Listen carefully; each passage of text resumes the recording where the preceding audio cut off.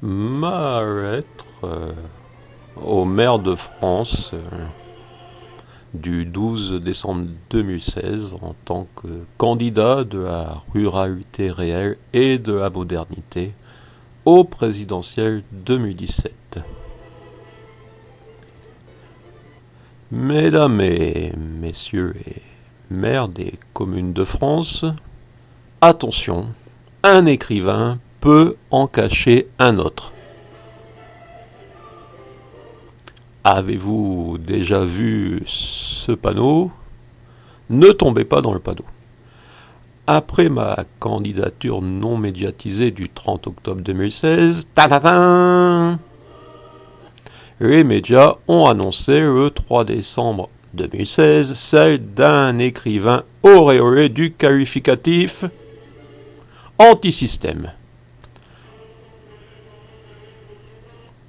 Un mondain anti-système dont le nouveau roman vient de sortir chez Grasset de Lagardère, Une grande fortune de France.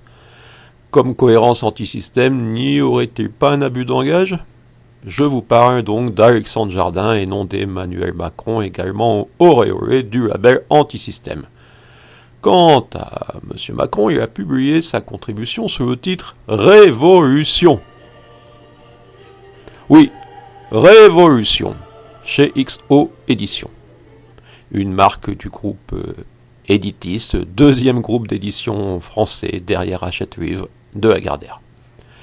Je me méfie toujours des antis, des nantis également, alors quand les prétendus antis sont des nantis, je ne vous raconte pas. J'ai naturellement réalisé une vidéo sur ces antis que vous trouverez sur mer.mobi ou sur YouTube.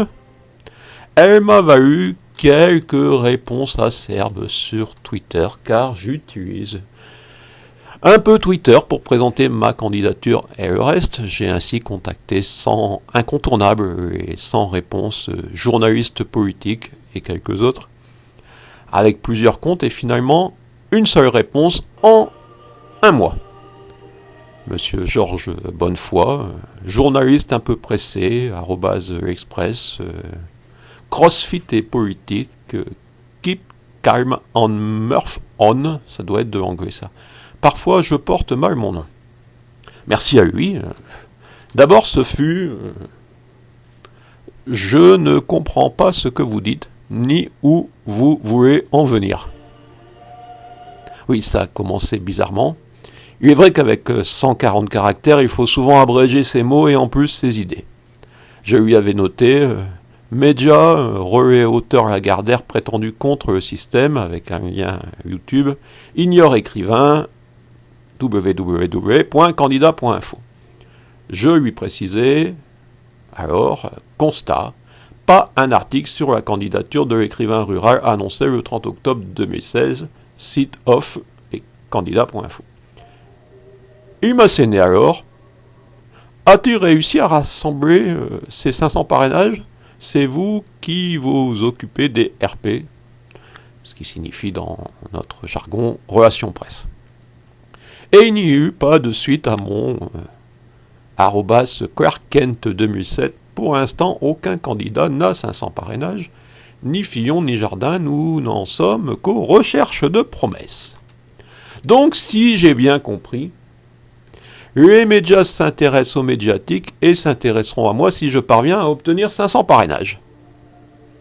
J'en suis en ce 12 décembre à 2. Parviendrai-je, sans relais des médias ni de partis, à instaurer un dialogue avec mes contemporains? Finalement, c'est également le sens de la démarche gaulliste de notre présidentielle. Même si on peut avoir l'impression d'un choix des médias, donc d'une censure, même si naturellement la censure n'existe pas dans ce pays, qu'il s'agit de choix éditoriaux. Donc voilà la situation. Dans quelques jours sera présentée ma chanson officielle, puis un livre. Quant à ce message, je vais essayer de l'envoyer à plus de 35 000 maires, en douceur, pour éviter d'être considéré comme un vieux spammeur et bloqué par Orange. Et oui, c'est compliqué. La plus grande partie des mails municipaux sont sous Orange ou Wanadoo, et leurs robots ne regardent pas s'il s'agit d'envoi à des adresses publiques.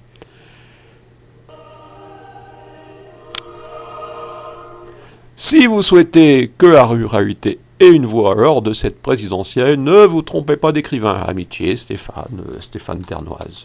Et en dessous, sur maire.mobile, la vidéo la plus vue, celle devant la tour de Montcuq.